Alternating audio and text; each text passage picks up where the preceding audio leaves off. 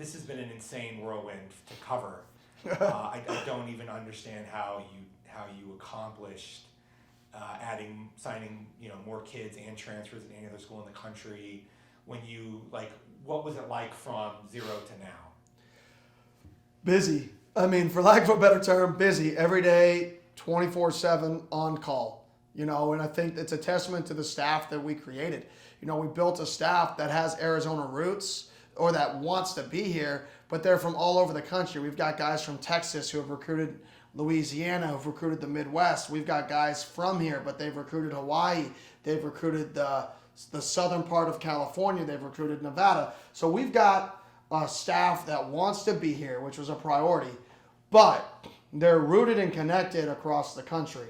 Like everybody thinks Jason Mons, high school coach in Arizona, recruit Arizona. No, Jason Mons ran one of the best high school offenses in the country and networked himself throughout the entire nation. That's a guy who can go be a national recruiter because of how he used his platform in high school. So for us, it's not necessarily, don't judge the book by its cover in terms of, these Arizona people are going to only be valuable here.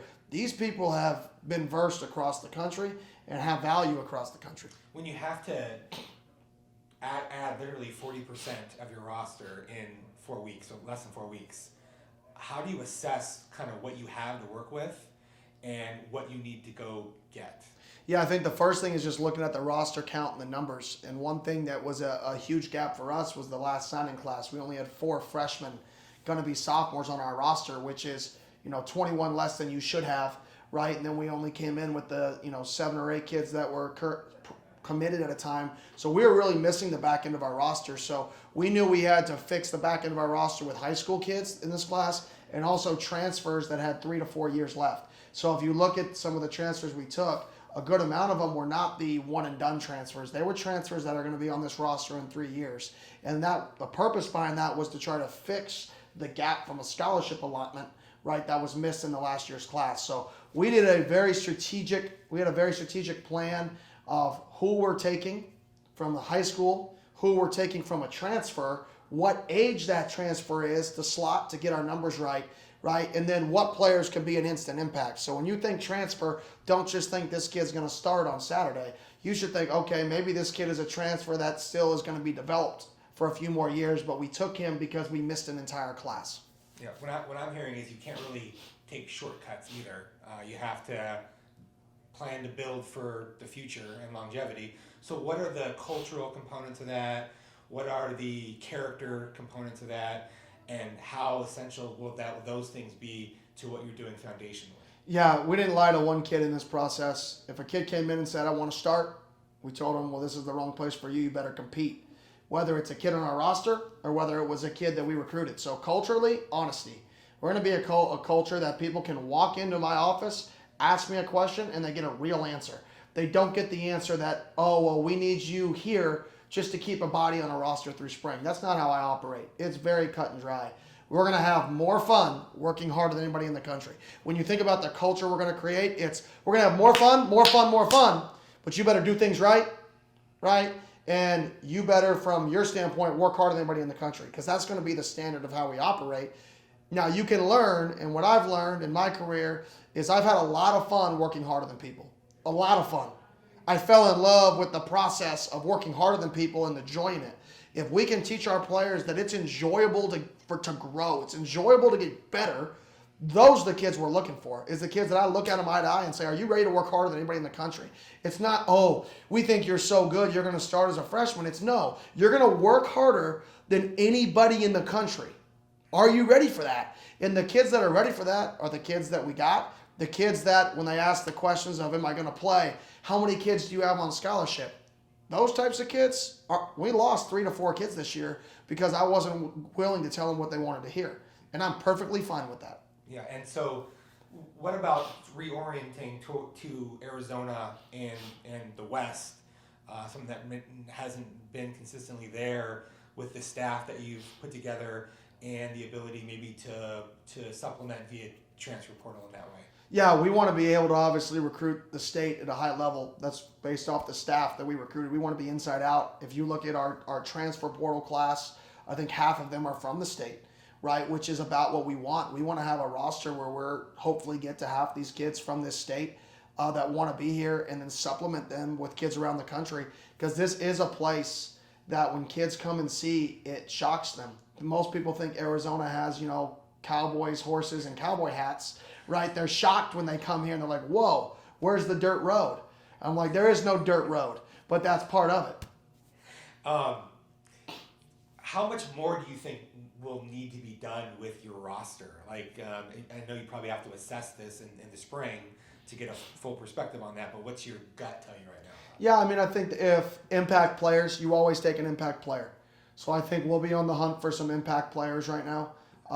What position that is, I don't really know. We have to go through spring ball, but you're always going to take a good impact player that can help your roster. I think you delivered a clear message about the competition you're trying to foster with the way you went after quarterbacks in the transfer portal. You had 3 college experience quarterbacks, including junior college guy, on a visit weekend. You added 2 Pine Conover. Like, what were you trying to do there with and was there a message to your team more broadly, and did you feel like you accomplished what you wanted to?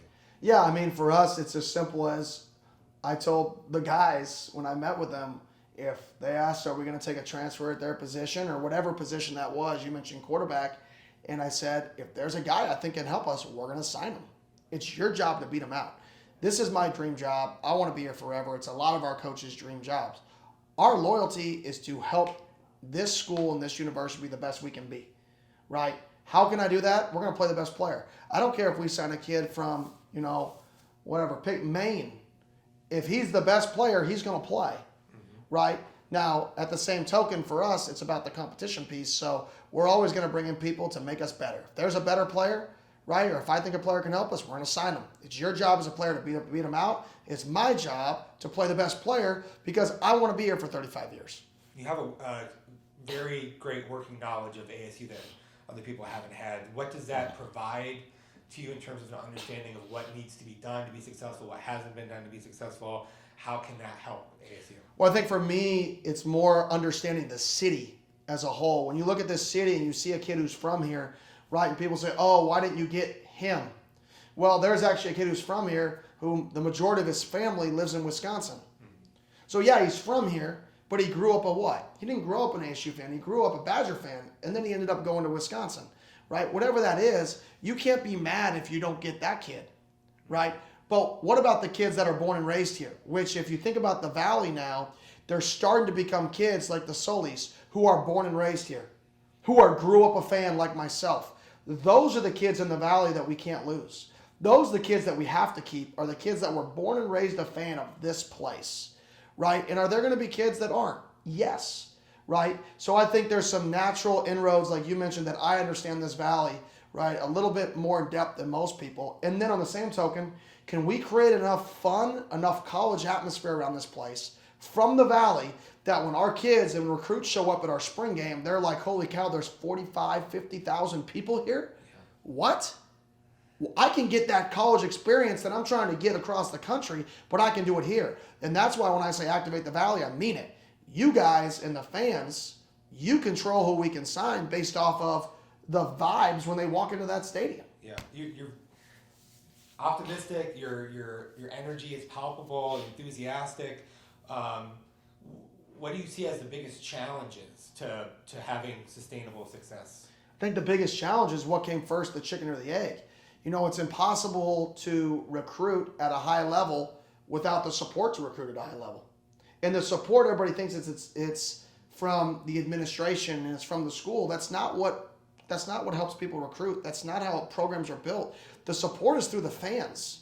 The support is through people waving flags in their front yard that have Arizona State, right? The support is a kid coming to a spring game and there being 45,000 people there saying, man, they care about this place for a game and it being sold out and it being a great environment.